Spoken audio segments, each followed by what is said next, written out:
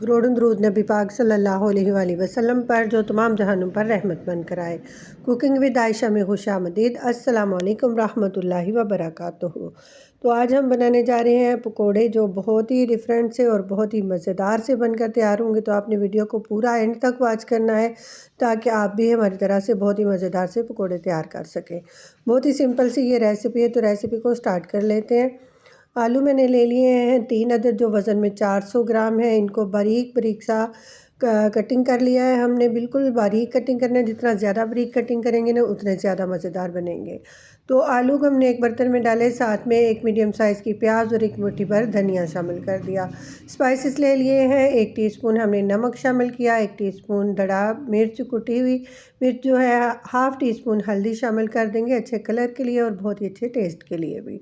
साथ ही शामिल करेंगे भुना कुटा ज़ीरा हाफ़ टी स्पून और 2 टीस्पून जो है हम शामिल कर लेंगे भुना कुटा धनिया। साबुत धनिया लिया उसको और ज़ीरा को भी, दोनों चीज़ों को ड्राई रोस्ट किया और अच्छा सा उनको कूट कर तैयार कर लिया। चौथाई टीस्पून इसके अंदर अजवाइन या 2 चुटकी अजवाइन जो है वो हम शामिल कर लेंगे, बहुत ही अच्छे टेस्ट के लिए भी और ये मैदे के लिए भी बहुत अच्छी चीज़ है। तो अच्छे से मिक्सिंग कर लेंगे तमाम मसालों की। 1 कप बेसन इसके अंदर शामिल कर लेंगे।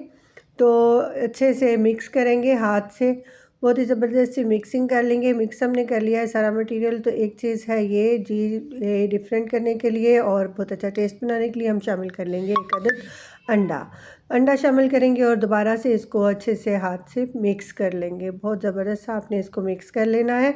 और इसके अंदर हमने ना तो कोई सोडा शामिल किया है, ना ही कोई अनारदाना और ना ही कोई दूसरी तीसरी चीज़ें, सिर्फ अंडा शामिल किया है और बहुत ही मज़ेदार से ये जो है पकोड़े बनकर तैयार होंगे बहुत ही डिफरेंट टेस्ट के साथ।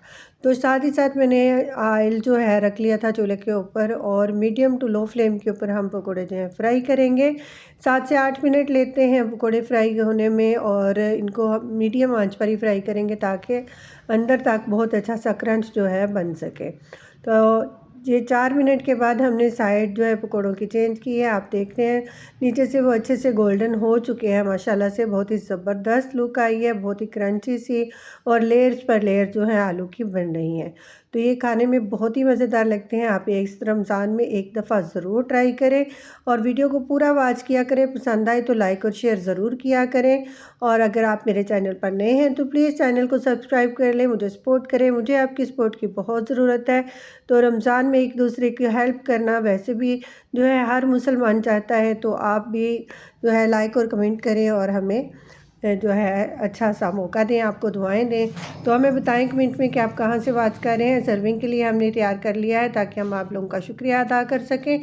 सर्विंग कर लिया हमने पकौड़ों की। तो हम आपके लिए बहुत सी नई वीडियोस लेकर हाज़िर होते रहेंगे। जब तक आप ये बनाकर ट्राई करें तब तक के लिए अल्लाह हाफ़िज़।